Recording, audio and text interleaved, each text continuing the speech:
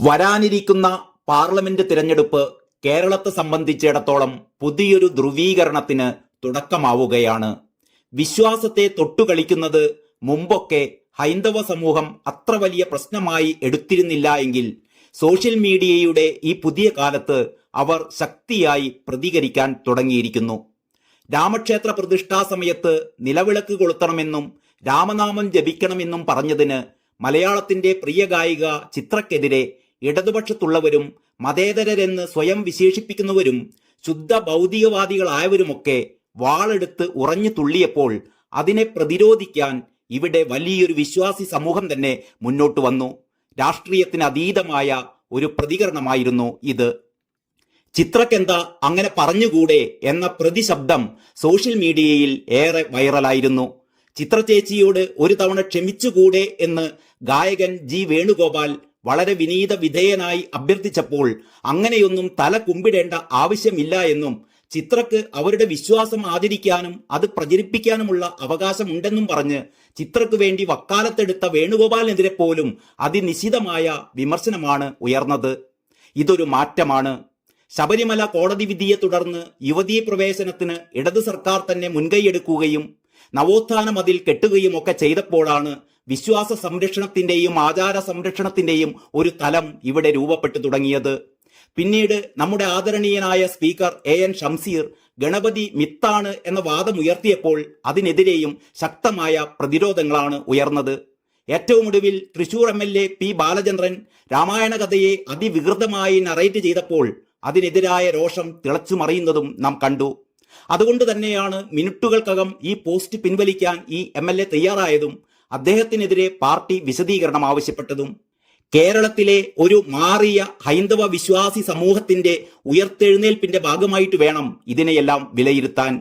ഇതിനോടൊപ്പം രേവതിയുടെ ഒരു ഫേസ്ബുക്ക് പോസ്റ്റ് കൂടി നാം കൂട്ടിച്ചേർത്ത് വായിക്കേണ്ടതുണ്ട്. ഇനി മുതൽ വിശ്വാസം മനസ്സിലിട്ട് സൂക്ഷിക്കയില്ല, വിളിച്ചു പറയുക തന്നെ ചെയ്യും എന്ന നിലയിലുള്ള ധീരമായ ഒരു വിളിച്ചു പറയൽ രേവതിയാണ് നടത്തിയത്.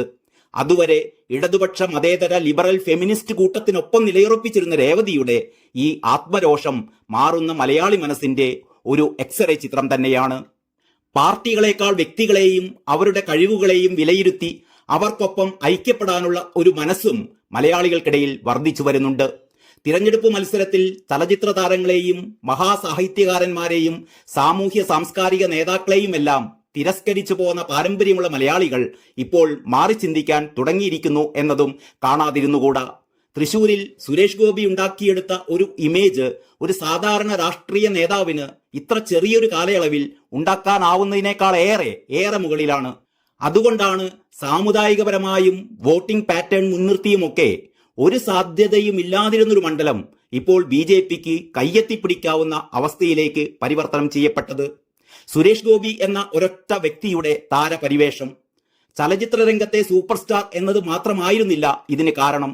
സുരേഷ് ഗോപി സാധാരണ ജനങ്ങളുടെ ജീവിതവുമായി ബന്ധപ്പെട്ട നിരവധിയായ പ്രശ്നങ്ങളിൽ വളരെ സജീവമായി ഇടപെട്ടുകൊണ്ട് ഒരു രാഷ്ട്രീയക്കാരന്റെ കപട കൗശലങ്ങളില്ലാതെ വളരെ സത്യസന്ധമായി അവ പരിഹരിക്കാൻ നടത്തിക്കൊണ്ടിരുന്ന ശ്രമങ്ങൾ കൂടിയാണ് അദ്ദേഹത്തെ ജനങ്ങൾക്കിടയിൽ ഇത്രമാത്രം പ്രിയങ്കരനാക്കിയത്. ഇതിനിടക്ക് അതിനീചമായും അതിനികൃഷ്ടമായും ഒരു വമ്പൻ ഗൂഢാലോചനയിലൂടെ അദ്ദേഹത്തെ ഒരു സ്ത്രീപീഡന കേസിൽ അകപ്പെടുത്തിയപ്പോൾ പോലും അദ്ദേഹത്തിന്റെ ജനപ്രീതിക്ക് തെല്ലും പോറലേറ്റില്ല എന്നത് മാത്രമല്ല, അത് കുതിച്ചുയരുന്നതും നാം കണ്ടു. അങ്ങനെ അന്ധമായ രാഷ്ട്രീയ അടിമത്ത മനോഭാവത്തിൽ നിന്ന് മുക്തമായ ഒരു വലിയ ജനവിഭാഗം ഇവിടെ രൂപപ്പെട്ടു വരുന്നുണ്ട്. BJPയുടെ പ്രതീക്ഷയാണത്. മോദി ഗ്യാരണ്ടി എന്ന വളരെ വലിയൊരു മുദ്രാവാക്യമാണ് ഇത്തവണ BJPയുടെ തുരുപ്പ് ചീട്ട്. ഇത് പരമാവധി ജനങ്ങളിലേക്ക് എത്തിക്കാൻ K സുരേന്ദ്രൻ ഇപ്പോൾ നടത്തിവരുന്ന ജാഥ കൊണ്ട് കഴിയുമോ എന്നതാണ് കാത്തിരുന്ന് കാണേണ്ട കാര്യം.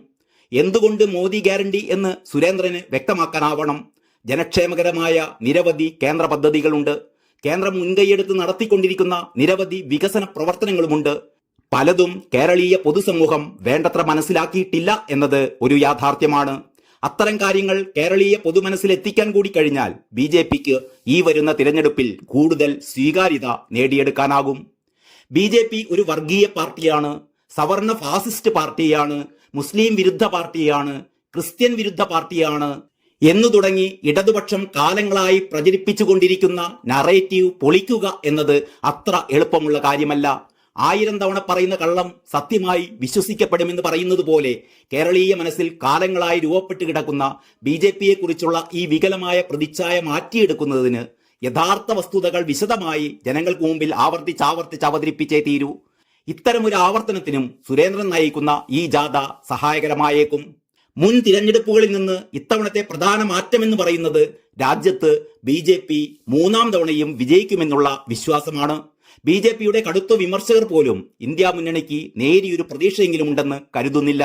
അപ്പോൾ സ്വാഭാവികമായും 3ാം തവണയും അധികാരത്തിലേറാൻ പോകുന്ന ഒരു പാർട്ടിയോടുള്ള ഒരു ആരാധന, അല്ലെങ്കിൽ വിജയിക്കുന്നവരോടൊപ്പം നിൽക്കാനുള്ള ഒരു പ്രേരണ, അതുമല്ലെങ്കിൽ ശക്തനോടൊപ്പം ചേർന്ന് നിൽക്കാനുള്ള ഒരു ചോദന, ഇതെല്ലാം ഈ തിരഞ്ഞെടുപ്പിലെ പ്രധാന ഘടകങ്ങളാണ്.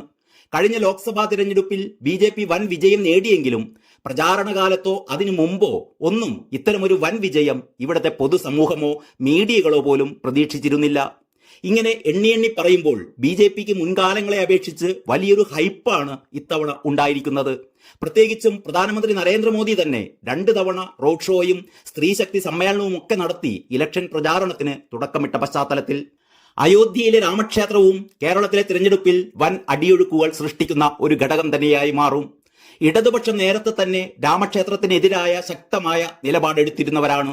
സുപ്രീം കോടതിയുടെ അന്തിമ വിധിയുടെ അടിസ്ഥാനത്തിലാണ് രാമക്ഷേത്രം ഉയർന്നത് എന്ന യാഥാർത്ഥ്യം മറച്ചുവെച്ചുകൊണ്ട് പള്ളി തകർത്ത് നിർമ്മിച്ച ക്ഷേത്രം എന്ന നരേറ്റീവാണ് ഇടതുപക്ഷത്തു നിന്ന് ഇപ്പോഴും ഉയർന്നുകൊണ്ടിരിക്കുന്നത്. ഇതിന് പിന്നിലെ അജണ്ട വ്യക്തമാണ്. മുസ്ലിം വോട്ടർമാരുടെ വികാരങ്ങളെ പരമാവധി ഇളക്കിമറിക്കുക, സംഘപരിവാറിനെതിരായ അവരുടെ മനസ്സിലെ ഒടുങ്ങാത്ത പക അണയാതെ സൂക്ഷിക്കുക, ഇവരുടെ വോട്ടുകൾ പരമാവധി സ്വന്തമാക്കുക. കോൺഗ്രസും രാമക്ഷേത്രത്തോട് സ്വീകരിച്ചത് ഏതാണ്ട് ഇതേ നിലപാടാണ്. അവർക്കും വേണ്ടത് മുസ്ലിം വോട്ടുകൾ തന്നെ. പക്ഷേ ഇടതുപക്ഷത്തെ പോലെ രാമക്ഷേത്രത്തെ പൂർണ്ണമായി തള്ളിപ്പറയാൻ അവർക്ക് ധൈര്യവുമില്ല. പ്രതിഷ്ഠാവേളയിൽ അവിടെ പോകില്ല, പിന്നെ പോകും എന്ന അഴകുഴമ്പൻ നിലപാട് യഥാർത്ഥത്തിൽ നിലപാടില്ലായ്മ തന്നെയാണ്. പ്രതിഷ്ഠാവേളയ്ക്ക് മുമ്പേ പോലും അവിടെ പോയി തൊഴുത കോൺഗ്രസുകാരെയും നാം കണ്ടു. ഇടതുപക്ഷത്തോടൊപ്പം ചേർന്ന് ഒരു ആവേശ തള്ളിച്ചയിൽ അയോധ്യയിലേത് ഗാന്ധിജിയുടെ രാമനല്ല സംഘപരിവാറിന്റെ രാമനാണ് എന്ന് പറഞ്ഞതിലും അവർക്ക് തെറ്റുപറ്റി. അയോധ്യ രാമക്ഷേത്രത്തോട് തങ്ങൾ എല്ലാ കാലത്തും വിയോജിപ്പുള്ളവർ തന്നെയായിരിക്കും എന്നാണല്ലോ അതിന്റെ ധ്വനി.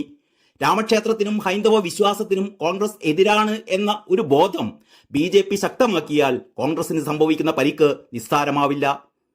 ഈ വിധം വ്യത്യസ്ത സാഹചര്യങ്ങളെ അനുകൂലമാക്കാനും കൂടുതൽ നിലപാടുകളിൽ വ്യക്തത വരുത്താനും കെ സുരേന്ദ്രന് ഈ പദയാത്രയിലൂടെ കഴിഞ്ഞാൽ BJPക്ക് മുൻ തിരഞ്ഞെടുപ്പുകളെ അപേക്ഷിച്ച് കൂടുതൽ സ്വീകാര്യതയുണ്ടാകും എന്ന കാര്യം ഉറപ്പാണ്. അതുകൊണ്ട് BJP എത്ര സീറ്റിൽ വിജയിക്കും എന്നൊന്നും പറയാനാവില്ല. ഒരു സീറ്റിൽ മാത്രം ജയിക്കാനായാൽ പോലും BJPക്ക് അത് ധാരാളമാണ്. ആ ഒരു സീറ്റ് കൊണ്ട് ഭാവിയിൽ വൻ നേട്ടങ്ങൾ ഉണ്ടാക്കാൻ അവർക്ക് നന്നായി അറിയാം. അതവിടെ നിൽക്കട്ടെ. സംഭവിക്കാൻ പോകുന്ന മറ്റൊന്നുകൂടിയുണ്ട്. അതാണ് ഏറ്റവും പ്രധാനം. ശക്തമായ ത്രികോണ മത്സരമായിരിക്കും ഇവിടെ എല്ലാ മണ്ഡലത്തിലും നടക്കുക. വോട്ടുകൾ അങ്ങോട്ടും ഇങ്ങോട്ടും മാറി മറയും. അതിലൂടെ ലാഭമുണ്ടാകുന്നത് സ്വാഭാവികമായും ഇടതുപക്ഷത്തിന് തന്നെയാവും. ഭരണവിരുദ്ധ വികാരം ഈ തിരഞ്ഞെടുപ്പിൽ പ്രതിഫലിച്ചില്ല എങ്കിൽ തീർച്ചയായും കഴിഞ്ഞ തവണത്തേക്കാൾ കൂടുതൽ സീറ്റുകൾ ഇടതുപക്ഷത്തിന് പ്രതീക്ഷിക്കാം. News desk Kalakaumudi.